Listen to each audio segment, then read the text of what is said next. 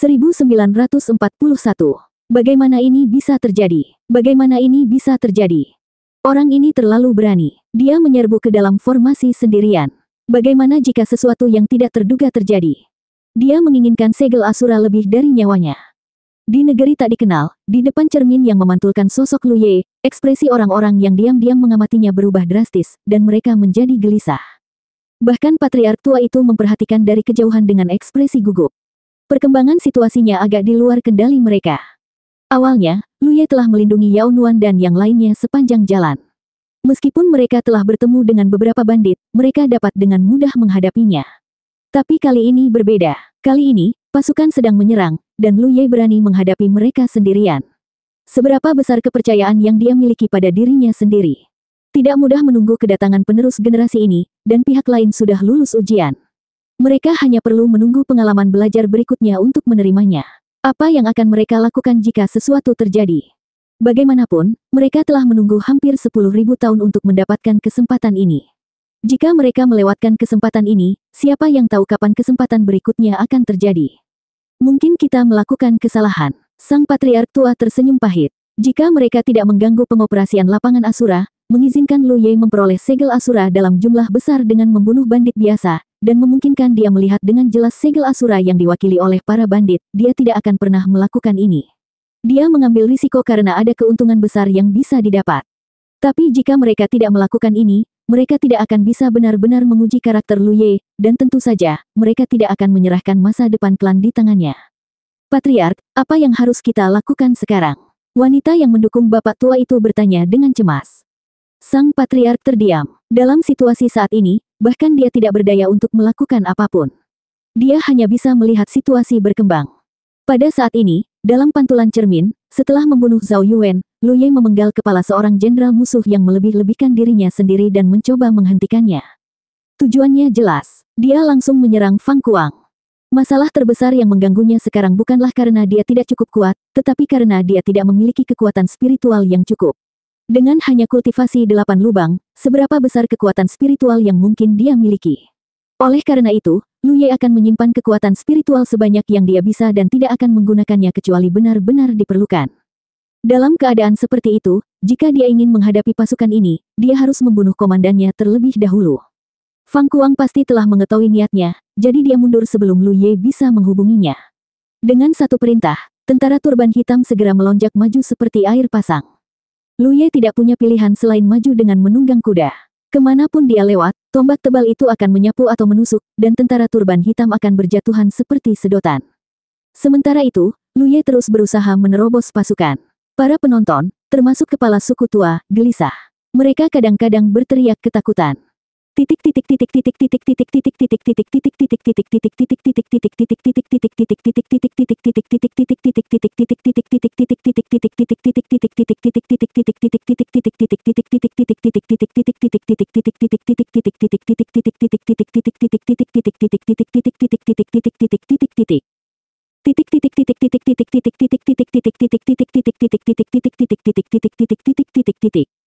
Lu Ye tidak bisa melindungi tunggangannya sama sekali. Setelah 3 ronde, kuda hitam dari bos ke-6 Gunung Gale tidak dapat bertahan lebih lama lagi.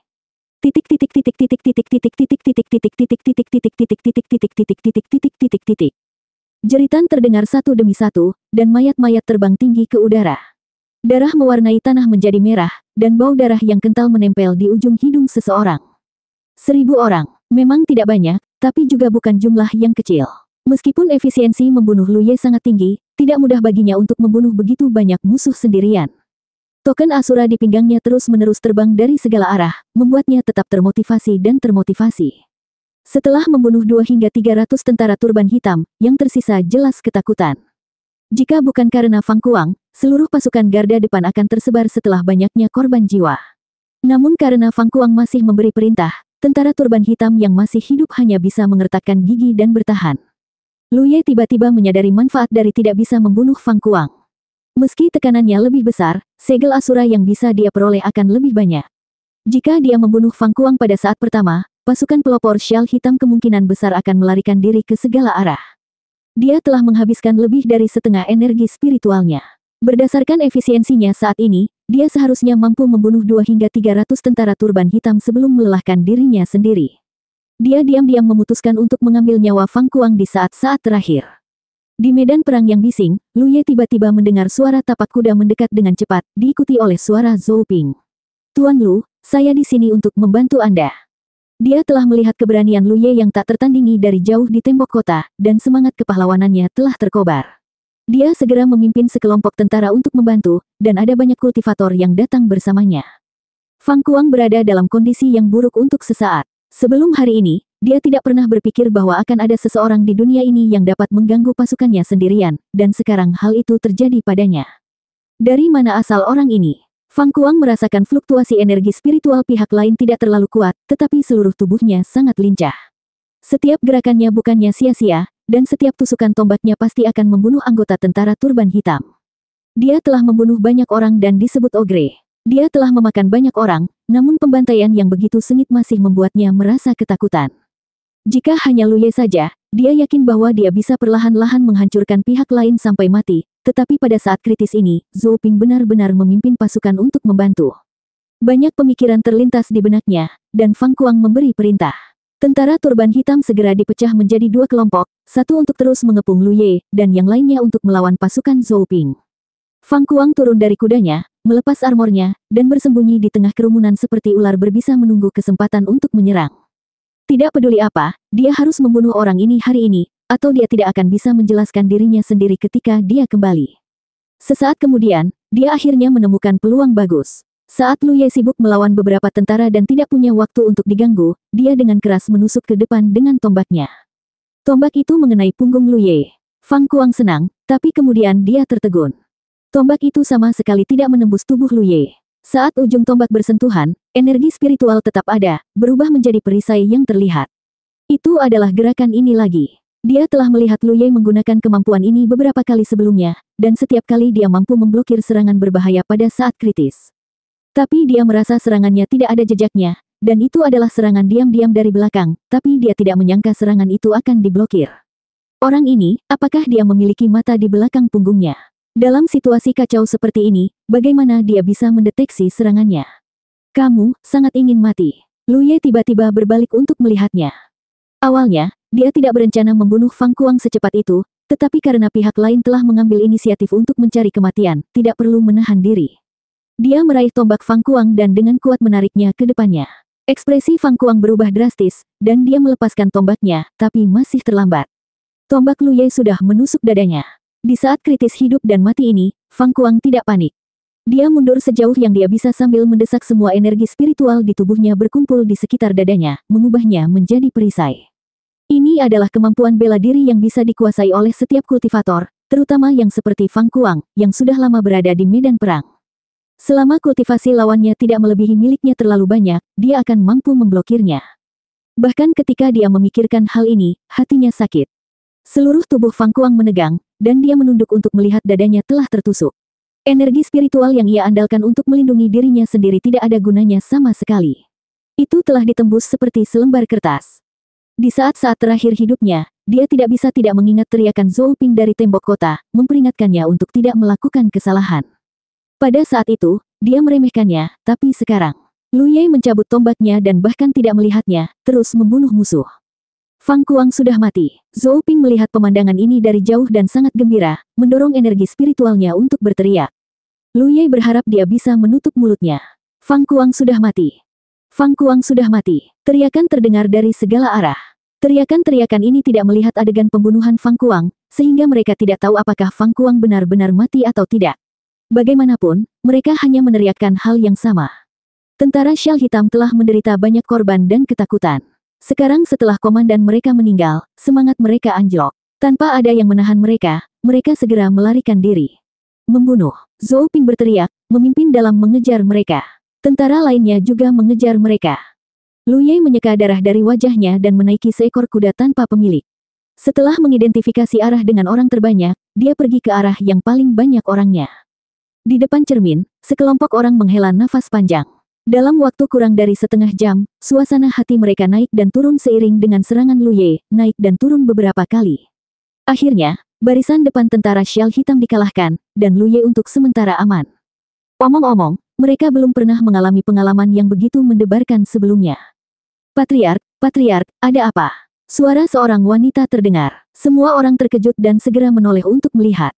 Mereka melihat patriark tua itu memegangi dadanya, terengah-engah. Wajahnya sangat pucat, seolah dia akan mati. Semuanya menjadi pucat karena ketakutan. Mereka segera menyadari bahwa patriark sudah tua. Bagaimana dia bisa menanggung guncangan sebesar itu? Cepat, cepat, cepat, berikan pil kepada sang patriark. Seseorang berteriak, mengambil pil penyelamat nyawa dan memasukkannya ke dalam mulut bapak tua itu, mendorong energi spiritualnya untuk membantunya memperbaikinya. Setelah beberapa saat, bapak tua itu pulih, tetapi tangannya masih gemetar tak terkendali. Patriark, kenapa kamu tidak kembali dan istirahat? Wanita itu bertanya dengan prihatin. Sang patriark menggelengkan kepalanya. Saya ingin tinggal di sini dan menonton, menunggu dia kembali ke alam asura surgawi hidup-hidup. Lalu dia bertanya, apa misinya kali ini? Biar kulihat. Wanita itu menutup matanya saat dia berbicara, pikirannya tenggelam dalam tempat yang tidak diketahui. Setelah beberapa saat, dia berkata dengan ekspresi gelisah. Kalahkan tentara Shell hitam dan lindungi dengan. Bibir bapak tua itu bergetar, dan dia akhirnya menghela nafas. Sungguh dosa. Bertarung dengan barisan depan tentara Shell hitam saja sudah sangat berbahaya. Ketika tentara Shell hitam menyerang, situasi seperti apa yang akan terjadi? Yang paling penting, bocah nakal itu sama sekali tidak mengetahui betapa parahnya situasi ini, menyebabkan sang patriark tua harus melangkah masuk dan keluar dari gerbang neraka. Tapi setelah memikirkannya dengan hati-hati, sang patriark tua membawa semua ini ke dirinya sendiri. 1942. Kota Dingan. Setelah pertempuran hebat, ratusan mayat tergeletak 3 km di luar kota. Gerbang kota terbuka lebar, dan di bawah perlindungan banyak tentara, Lu Ye kembali dengan menunggang kuda. Di tembok kota, banyak tentara yang telah menyaksikan pertempuran dengan mata kepala sendiri berlutut untuk beribadah. Di kedua sisi jalan kota, banyak orang menyambut kembalinya pahlawan ini dengan penuh kemenangan. Tentunya mereka juga mengetahui tentang kekalahan Black Turban Garda Depan. Di dunia kultivasi ekstrim ini, penampilan Lu Ye barusan terlalu mengejutkan. Dia sendirian membantai ribuan tentara, membantai ratusan musuh dengan kekuatannya sendiri, dan membunuh jenderal musuh. Kisah seperti ini hanya terdengar dalam cerita para pendongeng. Tapi hari ini, hal itu benar-benar terjadi tepat di depan mata mereka. Lu Ye kembali ke halaman kecil keluarga Zhou dan segera mulai berkultivasi tanpa henti. Di bawah kemampuan melahap pohon bakatnya, batu roh tingkat rendah berubah menjadi batu yang tidak berguna, dan kultivasinya perlahan dan terus meningkat. Suatu hari kemudian, bukaan roh ke-9 terbuka, dan Lu Ye menghela napas panjang. Meskipun hanya ada perbedaan 1 aperture antara 8 dan 9 aperture, ini adalah perubahan kualitatif, karena membuka aperture ke-9 berarti seseorang telah benar-benar melangkah ke jalur kultivasi. Faktanya, hanya pada titik inilah seorang kultivator memiliki kualifikasi untuk menyebut dirinya seorang kultivator. Spirit Ki mengalir melalui setiap spirit aperture, terhubung satu sama lain, terus tumbuh dan berkembang tanpa akhir. Spirit Stream Realm Orde Pertama. Dengan cara ini, apakah itu kekuatan atau daya tahan seseorang, itu akan meningkat pesat. Pengalaman ini membuat Lu Ye merasa sangat aneh. Dia tidak pernah berpikir bahwa dia akan bisa berjalan di jalan yang sama lagi, tetapi dibandingkan dengan masa lalu, jalan ini sekarang jauh lebih cepat. Sebelumnya, ketika dia menghadapi barisan depan turban hitam, jika dia berada di alam Spirit Stream Orde Pertama, Lu Ye yakin bahwa dia bisa mengalahkan seluruh barisan depan, asalkan mereka tidak melarikan diri. Yao Nuan, seru Lu Ye lembut. Tuan. Yao Nuan segera masuk dari luar, matanya dipenuhi rasa hormat. Sebelumnya, dia secara pribadi menyaksikan pertunjukan kekuatan tak terkalahkan Lu Ye dari tembok kota. Untuk gadis seusianya, pemandangan seperti itu terlalu berdampak.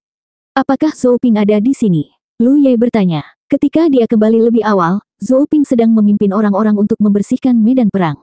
Lagi pula, begitu banyak orang telah meninggal, dan itu berada di luar kota Dingan. Jika mereka tidak melakukan apapun, hal itu dapat menyebabkan wabah penyakit. Tapi Lu Ye menyuruhnya untuk datang mencarinya setelah dia selesai. Penguasa kota telah menunggu di luar, jawab Yao Nuan. Ketika Zhou Ping tiba, Lu Ye sedang berkultivasi. Dia tidak berani mengganggunya setelah mengetahui situasinya. Undang dia masuk. Ya. Sesaat kemudian, Zhou Ping melangkah masuk. Dibandingkan dengan hari-hari yang penuh kekhawatiran sebelumnya, Zhou Ping tidak diragukan lagi sangat bersemangat saat ini. Ketika dia melihat Lu Ye, dia segera menangkupkan tinjunya dan memberi hormat. Salam, Tuan. Lu Ye mengangguk. Zhou Ping berkata dengan penuh semangat. Dalam pertempuran sebelumnya, Tuan menunjukkan kekuatannya yang tak terkalahkan, membuat kami sangat mengagumi Tuan. Benar-benar keberuntungan bagi kami untuk memiliki Tuan Lu yang mengawasi kota kami. Di masa depan, kami tidak perlu lagi khawatir. Faktanya, dia tidak mengerti mengapa Lu Ye begitu tak terkalahkan di medan perang meskipun kultivasinya hanya satu celah lebih tinggi dari miliknya. Pada saat itu, jika dia yang turun ke lapangan, dia akan terluka parah meskipun dia tidak mati karena hujan anak panah. Namun, semua ini tidak penting. Sekarang dia adalah penguasa kota Ding'an, dengan bantuan Lu Ye, dia yakin bahwa dia dapat mempertahankan kota dan menjamin keselamatan warga. Dia bahkan telah mempertimbangkan apakah dia harus membiarkan Lu Ye menjadi penguasa kota atau tidak. Alasan utama dia tidak melakukannya sebelumnya adalah karena Lu Ye adalah orang luar dan tidak cocok. Namun, setelah mengalami pertempuran sebelumnya, Lu Ye tidak diragukan lagi sudah memiliki landasan ini di antara warga. Sekarang, di seluruh Ding'an, siapa yang tidak mengetahui reputasi sopan Tuan Lu Ye? Selagi dia memikirkan hal ini, sebelum dia sempat mengungkitnya, dia mendengar Lu Ye bertanya. Ceritakan lebih banyak tentang situasi Shell Hitam. Ekspresi Zhou Ping berubah serius. Setelah bergumam pada dirinya sendiri sejenak, dia berkata, Shell Hitam dimulai sebagai bandit gunung. Setelah reputasi mereka menyebar, banyak bandit datang untuk bergabung dengan mereka. Nama panggilan mereka adalah 30.000, tetapi menurut informasi yang kami terima, militer mereka yang sebenarnya kekuatan seharusnya sekitar 10.000. Lu Ye mendengarkan ceritanya dengan tenang. Setelah dia selesai, Lu Ye berkata, dengan kata lain, meskipun kita mengalahkan barisan depan mereka, pada kenyataannya, dibandingkan dengan jumlah pasukan Shell Hitam, itu tidak masalah. Zhou Ping dengan enggan mengakui. Memang benar demikian. Dalam 10.000 pasukan, ratusan korban jiwa dapat diabaikan. Mengganti topik, Zhou Ping berkata, namun, Tuan tidak perlu terlalu khawatir. Pasukan Shell Hitam saat ini sedang menyerang kota lain, dan target utama mereka tidak ada di sini di Ding'an. Tim kecil itu awalnya datang ke Ding'an untuk mempersiapkan perbekalan, namun karena mereka kehilangan tim kecil itu, mereka menarik barisan depan Fang Kuang. Sekarang Fang Kuang telah tewas dalam pertempuran dan barisan depan telah dilumpuhkan. Pihak Shell Hitam tidak akan mengambil tindakan terlalu besar untuk saat ini. Kekuatan militer mereka tidak cukup untuk membagi menjadi dua kekuatan. Lu Ye terdiam. Jika ini bukan tempat latihannya, maka penilaian Zhou Ping bukan tanpa alasan. Namun, ini adalah tempat latihannya, jadi Lu Ye merasa pihak Shell Hitam pasti tidak akan membiarkan masalah ini berhenti. Dia juga tidak akan mempercayakan masa depan perdamaian kepada musuh. Ayo pergi, bawa aku ke gudang untuk melihatnya. Lu Ye berdiri. Zhou Ping tidak ragu-ragu dan segera memimpin. Setelah beberapa saat, Lu Ye bolak-balik di gudang besar. Ini adalah salah satu tempat paling penting di Ding'an dan tentu saja dijaga ketat. Di dalamnya tersimpan persediaan yang cukup untuk seluruh penduduk kota untuk bertahan hidup selama beberapa bulan, serta beberapa barang untuk berkultivasi. Zhou Ping tidak tahu apa yang dicari Lu Ye, tapi sekarang keselamatan seluruh Ding'an terikat di pundak Lu Ye, dia secara alami mengizinkannya memilih apa yang dia inginkan dari gudang. Sesaat kemudian, Lu Ye berdiri di depan tumpukan batu hitam dan dengan santai mengambil batu seukuran kepalan tangan. Mengedarkan sedikit energi spiritualnya, dia mengangkat alisnya. Zhou Ping mengamati ekspresinya dan segera melangkah maju untuk menjelaskan. Tuan, ini batu biru hitam. Setelah dilebur, dapat digunakan untuk menempa senjata roh. Tidak semua biji cocok untuk menempa senjata yang digunakan oleh para kultivator. Ini melibatkan konduktivitas. Ketika para kultivator bertarung dengan musuhnya, mereka harus mengedarkan energi spiritualnya. Semakin mudah senjata roh menghantarkan energi spiritual, semakin berharga senjata itu. Beberapa bahan yang tidak dapat menghantarkan energi spiritual hanya dapat ditempa menjadi senjata biasa. Misalnya, tombak tebal Lu Ye sebelumnya hanyalah tombak biasa. Namun, karena tidak ringan, Lu Ye mampu menunjukkan kekuatan penghancur yang besar. Black Blue Stone ini bisa digunakan untuk menempa senjata roh. Namun, dalam pandangan Lu Ye, senjata roh yang ditempa dari bahan ini hanya memiliki kualitas paling rendah, karena kualitas bijinya sendiri sangat rendah. Namun, di dunia seperti ini, hal seperti ini sudah sangat langka. Di kota ini, selain gudang, apakah ada tempat lain yang memiliki batu biru hitam? Lu Ye bertanya.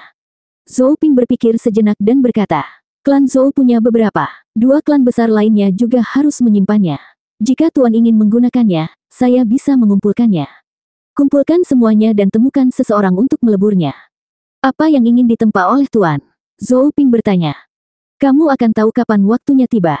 Lu Ye tidak menjelaskan terlalu banyak. Setelah beberapa saat, dia kembali ke halaman rumahnya sendiri dan terus berkultivasi. Efisiensi Zhou Ping tidak diragukan lagi sangat tinggi. Hanya dalam 2 hari, dia kembali untuk melaporkan bahwa semua batu biru hitam di kota telah dikumpulkan dan dilebur. Di timur kota, Zhou Ping dan para leluhur dari 2 klan besar lainnya sedang menunggu di tempat yang panas mengepul. Ini adalah bengkel dari 3 klan besar. Hampir semua senjata di kota ini berasal dari sini. Lu Ye perlahan berjalan mendekat. Zhou Ping dan yang lainnya buru-buru membungkuk hormat. Semuanya ada di sini. Sekilas, Lu Ye melihat tumpukan barang. Warnanya hitam, berbentuk persegi, tebal 1 inci, panjang dan lebar 5 inci, dan jumlahnya sekitar 20. Semuanya ada di sini, jawab Zhou Ping. Black Bluestone mahal, dan yang ada di depannya adalah cadangan seluruh kota. Lu Ye mengambil sepotong dan menimbangnya di tangannya. Dia menemukan bahwa itu tidak ringan. Dia menuangkan kekuatan spiritualnya ke dalamnya dan sedikit mengangguk. Biasa saja. Kualitas barang ini terlalu rendah. Jika ditempatkan di 9 prefektur, itu akan menjadi sampah yang tidak akan dilihat oleh siapapun. Namun, di dunia seperti ini, dia tidak bisa berbuat apa-apa.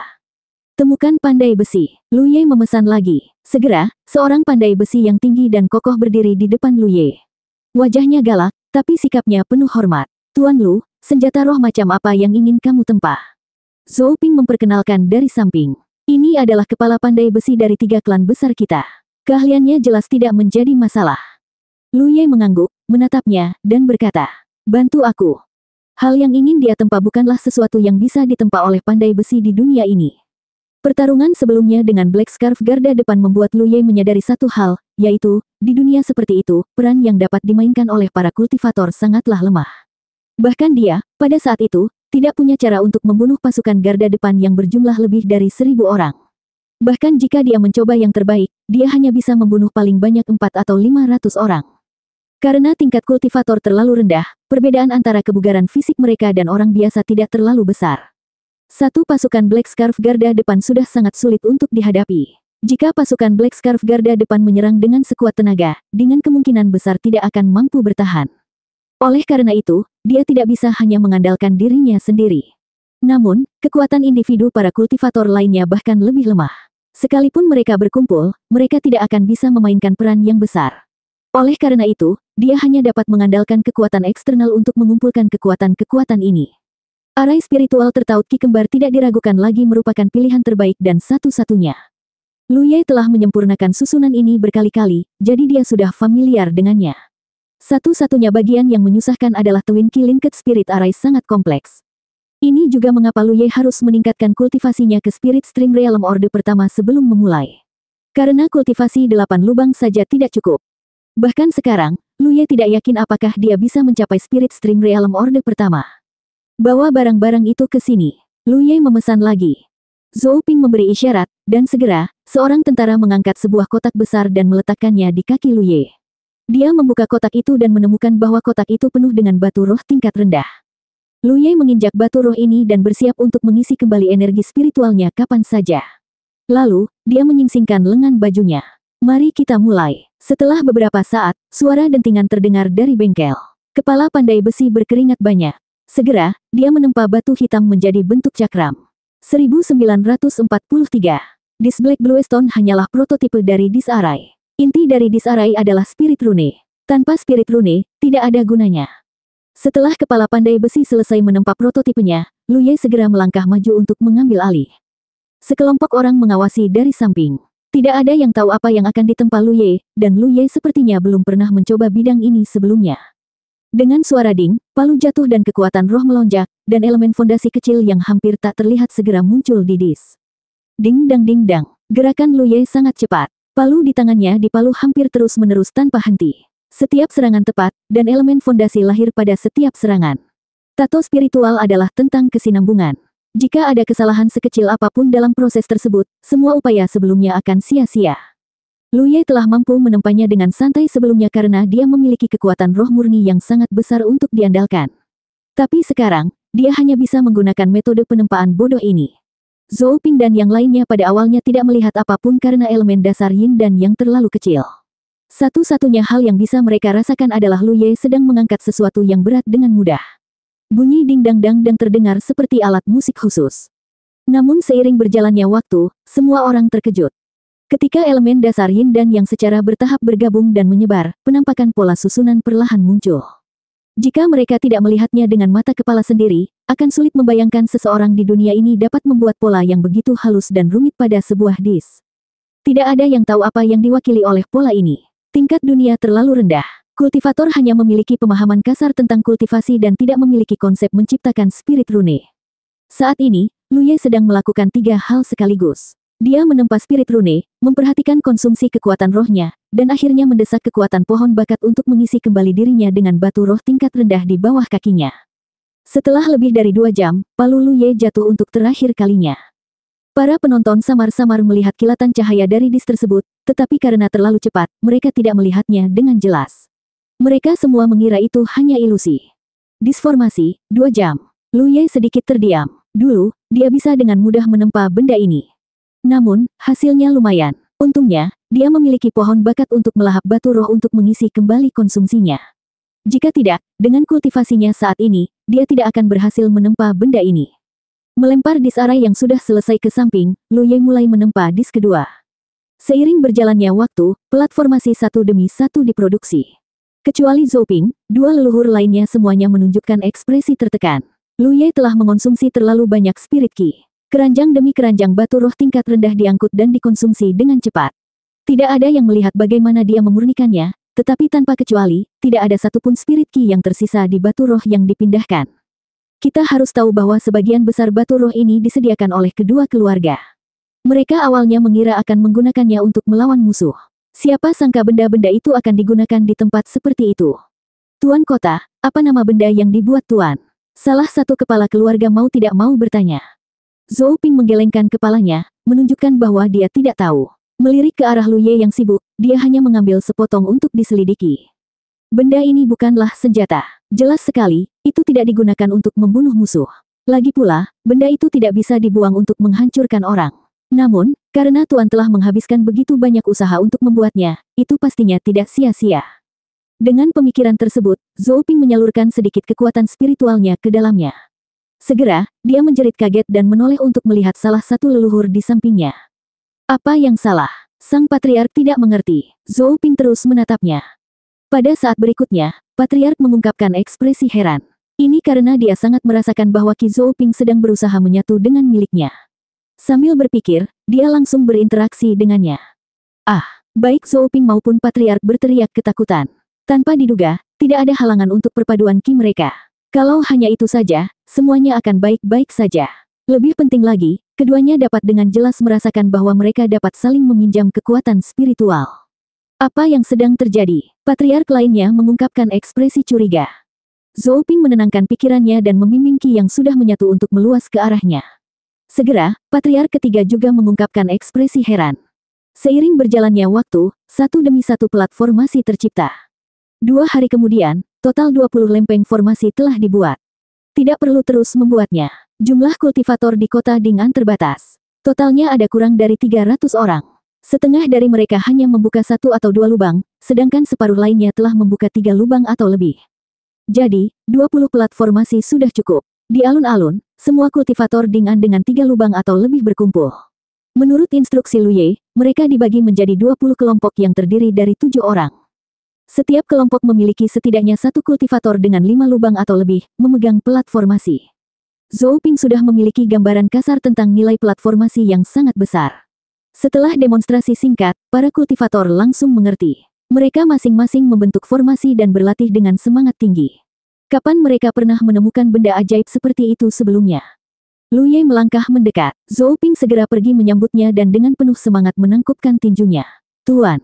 Para kultivator yang sedang berlatih juga berhenti dan melihat ke arahnya. Lu Ye mengangguk dan memberi isyarat kepada para kultivator di bawah. Segera, seorang kultivator yang memegang arai dis melangkah maju dan menyerahkannya kepadanya. Lu Ye mengangkat platformasi. Ini adalah platformasi penghubung Qi. Saya percaya setiap orang memiliki gambaran kasar tentang kegunaannya yang menakjubkan. Dengan platformasi ini sebagai intinya, kalian bertujuh dapat menghubungkan Qi Anda. Efek dari platformasi ini akan jauh lebih besar daripada jika kalian bertujuh bekerja sama. Semua orang mengangguk. Lu Ye mengubah topik pembicaraan. Menghubungkan Qi Anda hanyalah penggunaan paling sederhana dari platformasi ini. Kegunaan sebenarnya adalah untuk membantu dalam membentuk formasi.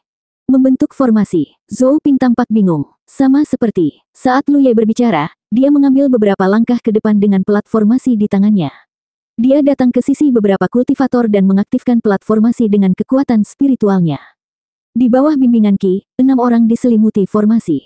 Ki mereka berinteraksi satu sama lain dan kekuatan spiritual mereka menyatu. Saat berikutnya, sosok ilusi tiba-tiba muncul dan menyelimuti 7 orang, termasuk Lu Ye. Ini. Zhou Ping tidak bisa menahan diri untuk tidak melebarkan matanya. Sebelum hari ini, dia belum pernah melihat pemandangan aneh seperti ini. Meskipun sosok itu ilusi, dia masih bisa melihat beberapa jejaknya jika dia memperhatikannya dengan cermat. Itu adalah kura-kura besar. Bagaimana ini bisa terjadi? Zhou Ping tidak hanya terkejut, tetapi banyak kultivator juga menunjukkan ekspresi tidak percaya. Ini hanyalah sebuah keajaiban. Lu Ye sangat tidak puas karena bayangan kura-kura hitam terlalu ilusi. Alasan utamanya adalah karena tingkat kultivasinya saat ini terlalu rendah, sehingga kekuatan spiritualnya hanya bisa terwujud sejauh ini. Meski begitu, itu cukup mengejutkan semua orang yang hadir. Ini formasi kura-kura hitam.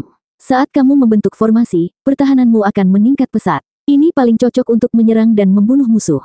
Suara Lu Ye terdengar lagi. Selanjutnya, aku akan mengajarimu cara membentuk formasi. Semua orang tampak penuh harap. Dengan bantuan platformasi, selama mereka memahami berbagai poin penting dalam pembentukan sebuah formasi, tidak akan sulit untuk membentuknya. 3 hari kemudian, gerbang kota Ding'an dibuka. Lu Ye memimpin, ditemani oleh 100 kavaleri. Dia sudah mengetahui apa misi utamanya untuk pembelajaran berdasarkan pengalaman ini. Itu tidak lebih dari berurusan dengan tentara Shell Hitam. Meskipun tentara Shell Hitam pasti akan menyerang lagi jika dia menunggu, Lu Ye tidak mau pasif. Dia lebih suka mengambil inisiatif. Khususnya, dia bisa mendapatkan segel Asura dalam jumlah besar dengan membunuh tentara Shell Hitam. Dia agak tidak sabar. Di tempat yang tidak diketahui, bayangan kavaleri yang bergerak maju terpantul di cermin. Di tengah gambar itu ada sosok Lu Ye. Sungguh dosa, sungguh dosa.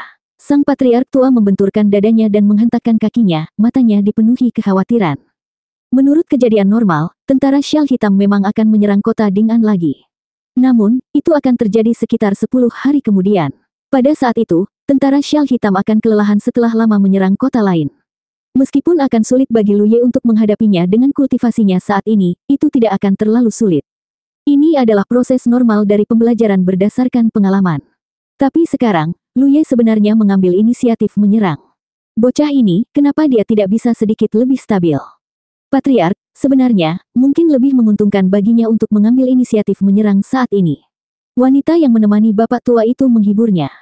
Apa maksudmu? Sang patriark tua bertanya. Wanita itu berkata, tentara Shell Hitam saat ini sedang menyerang kota 1000 aliran dengan seluruh kekuatan mereka.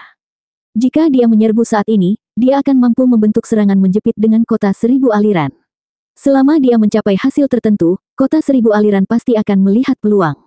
Pada saat itu, mereka akan keluar kota untuk bertarung. Siapa tahu, mereka mungkin bisa melenyapkan tentara Shell Hitam dalam satu gerakan dan menyelesaikan pembelajaran berdasarkan pengalaman sebelumnya. Petik 2. Sang patriark tua yang khawatir merenung sejenak sebelum mengangguk. Itu benar, itulah kebenarannya. Wanita itu berkata, saya telah melakukan kontak dengan kakak senior ini. Dia bukan orang yang gegabah. Soalnya, sebelum dia berangkat, dia bahkan menyiapkan platformasi. Tim kecil semacam ini bisa memainkan peran besar dalam sebuah pertarungan besar. Jika dia tidak percaya diri, dia pasti tidak akan bertindak seperti ini. Sang patriark tua perlahan menenangkan diri. Setelah ini, ketika dia keluar untuk belajar berdasarkan pengalaman, kami akan segera membawanya kemari. Ia berharap tidak ada masalah lagi. Tubuh lamanya tidak akan mampu menahan terlalu banyak siksaan. Sekelompok kuda bergerak maju. Lu Ye memimpin dan 20 tim kecil mengikuti di belakangnya. Pelatihan selama 3 hari telah memungkinkan para kultivator Ding'an untuk membiasakan diri dengan penggunaan platformasi. Dengan cara ini, meski ada korban dalam pertempuran, tim kecil akan dapat mengubah formasi mereka tepat waktu. Zhou Ping tidak mengikuti. Dia ingin melakukannya, tetapi sebagai penguasa kota, dia harus tetap tinggal di Ding'an apapun yang terjadi. Kali ini, target Lu Ye adalah kota 1000 aliran, yang berjarak 300 km. Menurut informasi yang dapat dipercaya dari Ding'an, tentara Shell Hitam saat ini sedang menyerang kota 1000 aliran dengan seluruh kekuatan mereka. Situasi di sana tidak diketahui. Namun, kekuatan kota 1000 arus secara keseluruhan jauh lebih kuat daripada Ding'an, jadi apapun yang terjadi, mereka dapat bertahan untuk sementara waktu. Kuda memiliki garis keturunan binatang aneh, sehingga daya tahan mereka jauh lebih kuat daripada kuda normal. Lu Ye dan yang lainnya hanya menghabiskan 3 hari untuk berlari sejauh 300 km. Mereka tidak segera memasuki pertempuran. Sebaliknya, mereka beristirahat di tempat yang berjarak 50 km dari kota 1000 arus. Pada saat yang sama, mereka memata-matai situasi kota 1000 arus. Selain dia, orang lain dalam kelompok itu tidak memiliki daya tahan yang tinggi. Setiap kekuatan spiritual yang mereka gunakan sedikit berkurang. Oleh karena itu, serangan mendadak ini harus membuahkan hasil yang menentukan. Jika tidak, ketika tentara Shell Hitam pulih, sekelompok lebih dari 100 orang tidak akan cukup untuk membunuh mereka. 1944. Beberapa saat kemudian, sekelompok 7 orang kembali dan melaporkan informasi yang mereka kumpulkan kepada Lu Ye.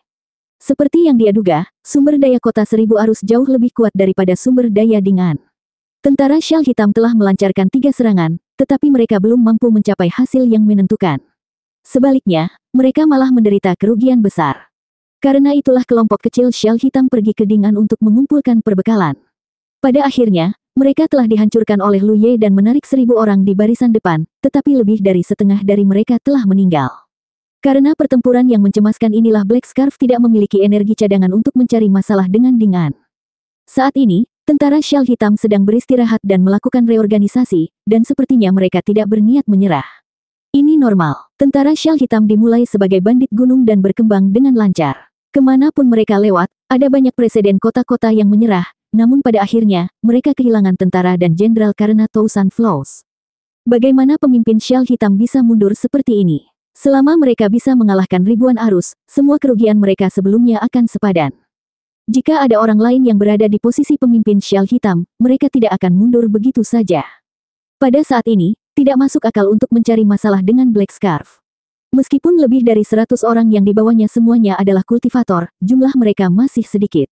Mereka perlu dikerahkan pada waktu yang tepat untuk memainkan peran terbesar. Setelah berpikir sejenak, Lu Ye memutuskan untuk menunggu kesempatan bagus. Ia yakin Shell Hitam tidak akan membuatnya menunggu terlalu lama. Dia memerintahkan semua orang untuk bersembunyi di mana mereka berada dan dibiarkan sendirian. Tidak ada yang tahu kemana dia pergi, tapi setelah setengah hari, dia kembali. Benar saja, Shell Hitam tidak membuat Lu Ye menunggu terlalu lama. Hanya 2 hari kemudian, setiap orang yang sedang beristirahat dan mengatur ulang samar-samar merasakan beberapa gerakan aneh datang dari arah kota 1000 arus. Lu Ye segera membungkuk dan menempelkan telinganya ke tanah, mendengarkan dengan seksama. Setelah beberapa saat, dia mengangkat alisnya dan berteriak dengan suara rendah. Bersiaplah. Ketika sekitar 100 orang mendengar perintah tersebut, mereka segera bersiap untuk berperang. Naiklah kudamu, Lu Ye memesan lagi. Semua orang menaiki kudanya, gerakannya seragam dan ekspresi mereka serius.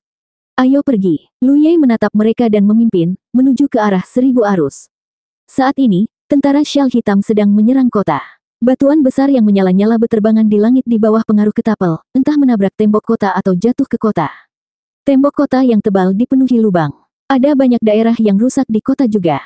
Orang mati dan terluka terlihat di mana-mana. Di dekat tembok kota, ada pemandangan api penyucian.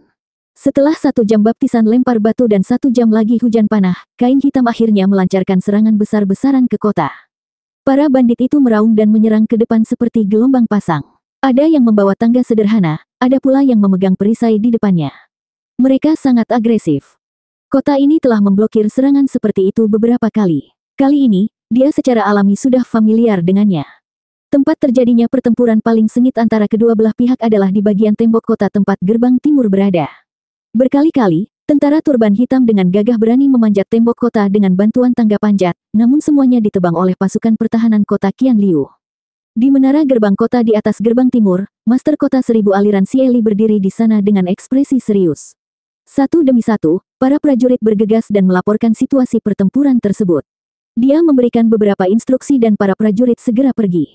Tousan Flow mampu menahan serangan Black Scarf hingga saat ini bukan hanya karena kuatnya fondasi kota ini, tapi juga karena koordinasi Sieli. Dapat dikatakan bahwa tanpa Sieli, kota 1000 arus tidak akan mampu bertahan hingga sekarang. Dia melihat ke arah Shell Hitam yang mengancam dan dengan jelas menilai bahwa Shell Hitam hanya bisa menahan serangan ini. Selama mereka memblokir serangan ini, Shell Hitam pasti akan mundur. Pada saat itu, kota 1000 arus akan memiliki kesempatan untuk bernapas. Tapi apakah mereka bisa memblokirnya atau tidak, dia sebenarnya tidak yakin.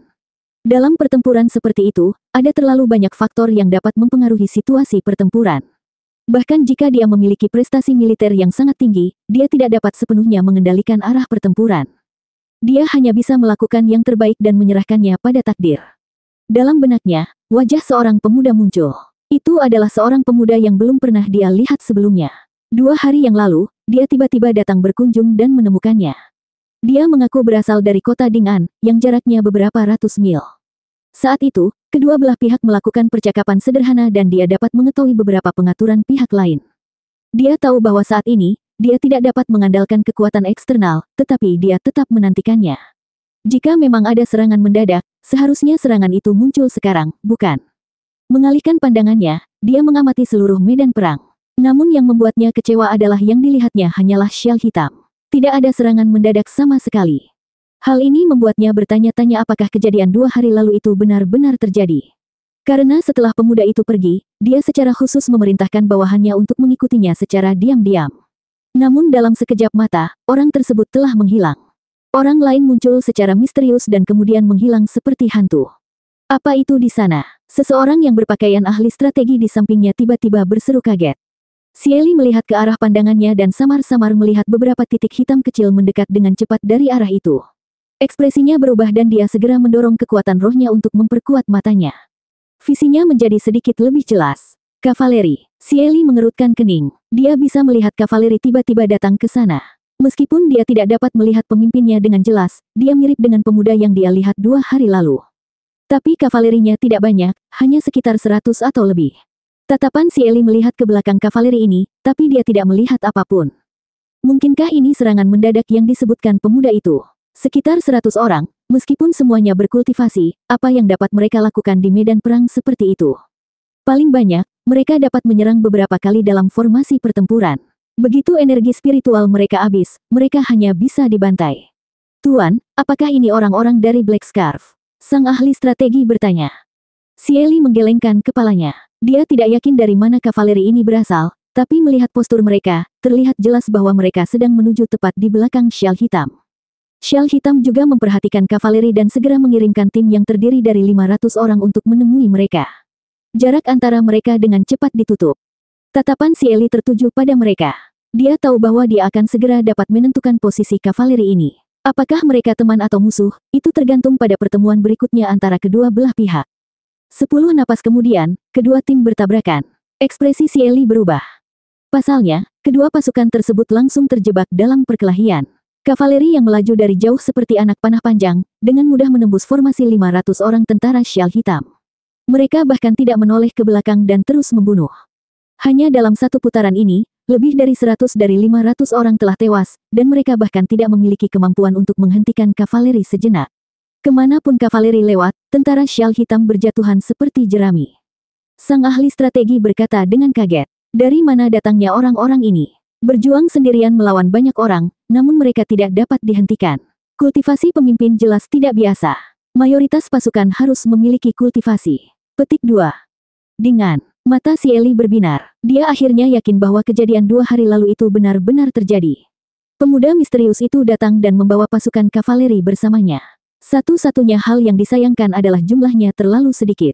Orang-orang Ding'an. Mendengar ini, sang ahli strategi menyadari. Sebelumnya, saya mendengar bahwa syal hitam telah mengganggu Ding'an tetapi dikalahkan oleh mereka. Tampaknya Ding'an juga memahami prinsip saling ketergantungan yang erat. Seharusnya ini hanya terjadi barisan depan. Pasukan utama Ding'an mungkin akan segera tiba. Berpikir seperti ini, hati sang ahli strategi menjadi bersemangat. Jika pasukan utama Ding'an dapat menyerang syal hitam dari belakang, maka dengan serangan penjepit bersama dengan kota 1000 arus, mereka benar-benar memiliki peluang untuk mengalahkan syal hitam. Saat dia berbicara, ahli strategi itu terkejut lagi. Apa yang mereka lakukan? Mau bagaimana lagi? Di bidang penglihatannya, kavaleri yang semula berada dalam garis lurus tiba-tiba mengubah formasinya. Lebih dari 100 orang membentuk bentuk panah dan langsung menuju pusat tentara syal hitam. Sang ahli strategi hampir tidak tahan melihatnya. Bahkan jika kavaleri sebelumnya menunjukkan mobilitas dan kekuatan destruktif yang besar, mereka seharusnya tidak mengambil risiko seperti itu. Metode yang paling tepat bagi mereka adalah dengan berkeliaran di sekitar pasukan syal hitam dan tidak menyerang pusat secara langsung. Ini karena risikonya terlalu besar. Begitu momentum serangan mereka diblokir, mereka akan dikepung oleh musuh. Ketika saatnya tiba, tidak ada seorang pun yang bisa bertahan di bawah pengepungan seperti itu kecuali mereka dapat terus mempertahankan momentum yang kuat. Sieli juga tidak mengerti apa yang coba dilakukan kavaleri ini. Menurutnya, metode pihak lain sepenuhnya bunuh diri. 10 li dari Qian Liu, Lu Ye memimpin dan memberi perintah. Semuanya, ikuti dengan cermat. Selain dia, semua orang di unit kavaleri merasa gugup dan gelisah. Meskipun mereka semua memiliki kultivasi, tidak ada satupun dari mereka yang pernah melakukan hal gila seperti itu sebelumnya. Apa yang Cieli dan ahli strategi lihat, secara alami mereka pahami dengan lebih jelas. Jika mereka tertinggal, pasti mati, jadi semua orang waspada penuh. Saat ini, satu-satunya hal yang memberi mereka rasa aman adalah perpaduan ki dari susunan dis. Di bawah pengaruh susunan dis, mereka dapat dengan jelas merasakan bahwa konsumsi kekuatan spiritual mereka sangat kecil. Ini tidak diragukan lagi berarti daya tahan mereka beberapa kali lebih kuat dari biasanya. Tabrakan sebenarnya terjadi pada saat ini. Semua orang mengikuti sosok Lu Ye dan menyerang ke depan tanpa mempedulikan hal lain. Tangisan menyedihkan terdengar satu demi satu, dan bau darah sangat menyengat. Setelah itu, semua orang terkejut saat mengetahui bahwa kecepatan unit kavaleri tidak berkurang sedikit pun.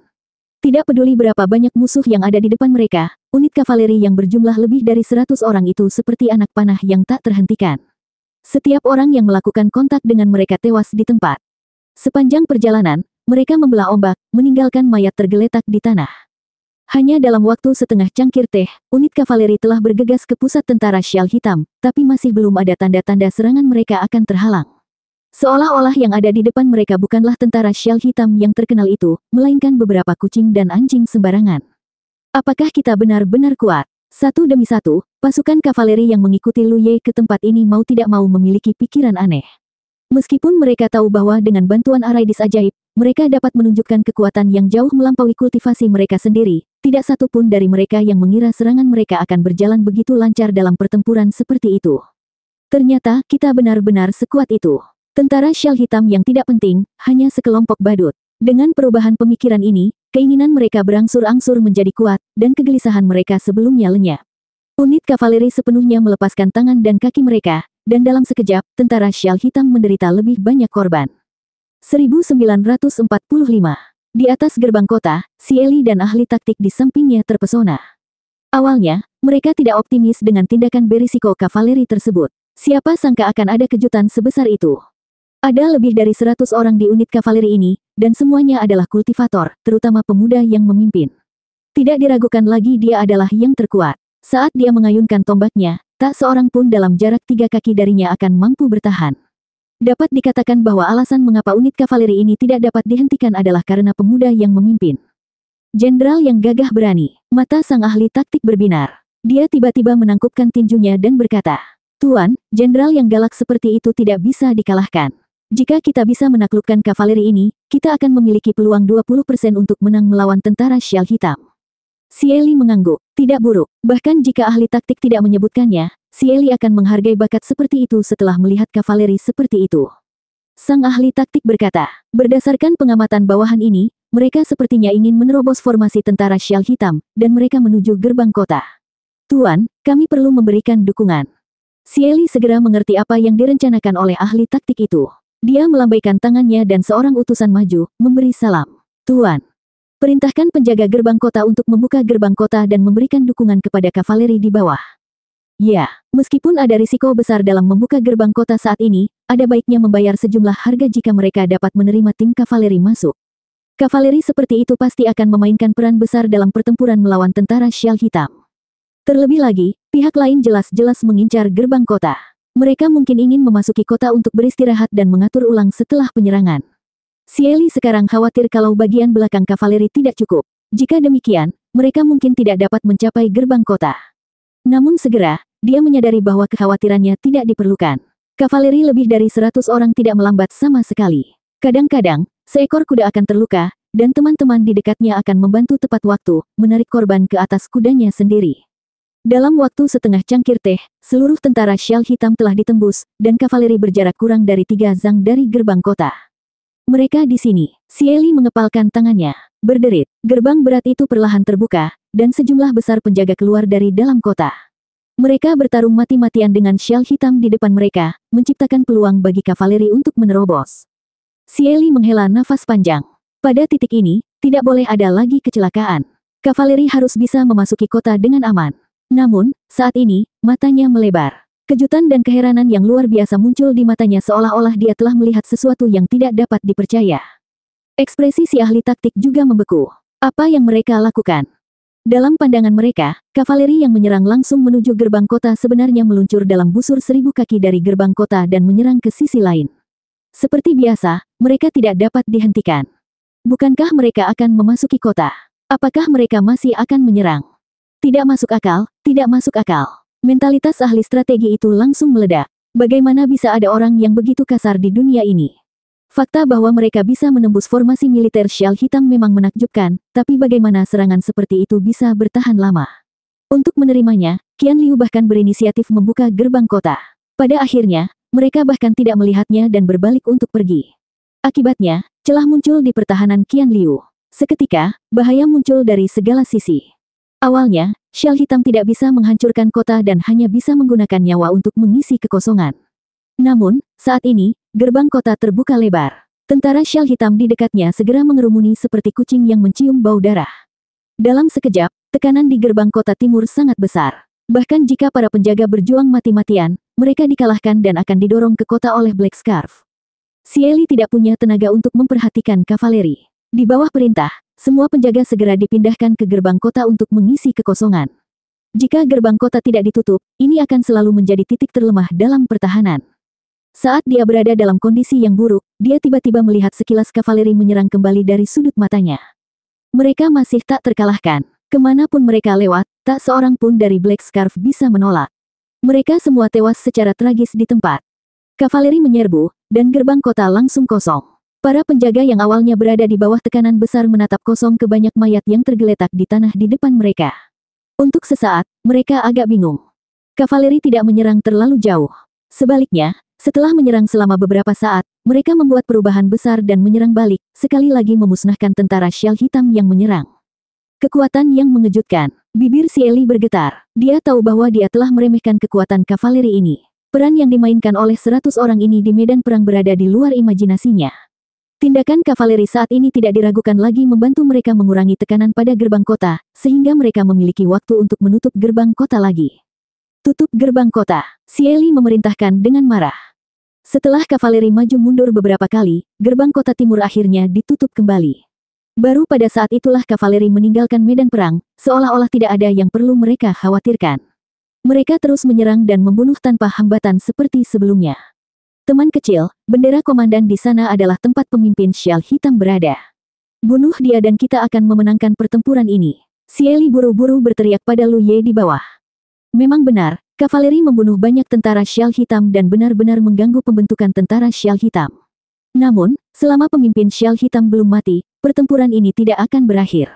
Sebaliknya, jika mereka bisa membunuh pemimpin Shell Hitam, tentara Shell Hitam akan segera menjadi pasir yang berserakan. Saat itu, bahkan Qian Liu pun bisa membuka gerbang kota untuk menemui musuh. Berdasarkan kekuatan yang ditunjukkan oleh kavaleri sebelumnya, Xie Li merasa bahwa mereka dapat menyelesaikan operasi pemenggalan kepala ini dan segera memberikan petunjuk.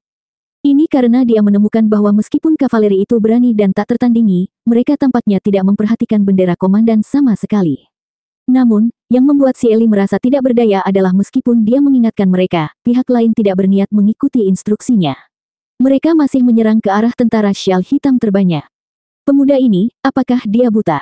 Namun, pada saat berikutnya, Xie Li mengungkapkan ekspresi terkejut. Karena di bawah bendera Panglima, sesosok tubuh yang tinggi tiba-tiba memacu seekor kuda ke depan, dan sekelompok tentara mengikuti di sampingnya. Xie Li buru-buru berteriak lagi. Teman kecil, hati-hati. Pemimpin Shell Hitam akan datang untukmu. Jelas, pihak lain melihat bahwa kekuatan penghancur kavaleri yang dipimpin oleh Lu Ye terlalu kuat dan memutuskan untuk menghentikan mereka secara pribadi. Pemimpin turban hitam juga tidak berdaya. Sejak kemunculan kavaleri, tentara turban hitam yang tak terhitung jumlahnya telah tewas di bawah tangan mereka. Awalnya, dia juga dikejutkan oleh kekuatan kavaleri. Alasan kenapa dia menunggu sampai sekarang adalah karena dia merasa waktunya sudah tepat. Setelah serangan yang begitu kuat, seberapa besar kekuatan yang bisa ditunjukkan oleh kavaleri? Untuk menjatuhkan kavaleri dalam satu gerakan, pemimpin Shell Hitam tidak hanya mengambil tindakan secara pribadi, dia bahkan membawa pengawal pribadinya.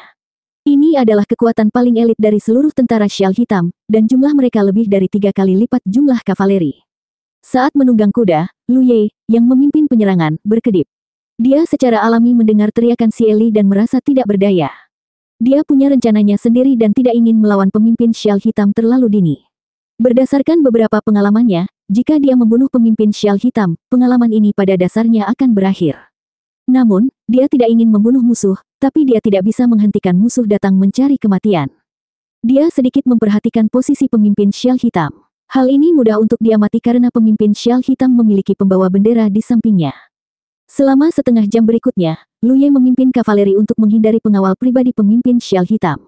Adegan ini membuat Si Eli terdiam, tetapi di mata pemimpin Syal Hitam, tidak diragukan lagi pihak lain menunjukkan kelemahan. Namun, pihak lain terlalu cepat dan licin seperti ikan loah. Pemimpin Syal Hitam mencoba mengelilinginya beberapa kali namun gagal. Dia merasa kesal. Dia menoleh untuk melihat pembawa benderanya dan memerintahkan agar benderanya ditutup. Dengan ini, Lu Ye tidak tahu di mana pemimpin Syal Hitam berada dan hanya bisa memimpin kavaleri untuk terus mengubah arah.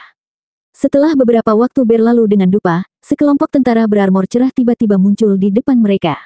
Pemimpinnya memiliki angka 10.000 yang menggoda mengambang di atas kepalanya. Lu Ye menghela nafas dan tidak menghindarinya. Mau bagaimana lagi? Pemimpin Syal Hitam sengaja menyembunyikan dirinya dan sengaja mengincar kavaleri, agar cepat atau lambat mereka akan bertemu. Bocah bau, mari kita lihat kemana kamu akan lari kali ini. Pemimpin Syal Hitam menggertakkan giginya begitu keras hingga hampir patah. Wajahnya dipenuhi amarah saat dia menatap Lu Ye, seolah dia tidak sabar untuk mengulitinya hidup-hidup. Mengatakan demikian, pemimpin Syal Hitam secara pribadi bergegas maju untuk menemui Lu Ye, melambaikan parang besar seberat 300 kg di tangannya. Di belakangnya, banyak pengawal pribadinya juga melangkah maju. Dengan spirit Qi-nya yang melonjak, Lu Ye segera menyadari bahwa orang ini adalah seorang kultivator spirit Stream Realm Orde pertama.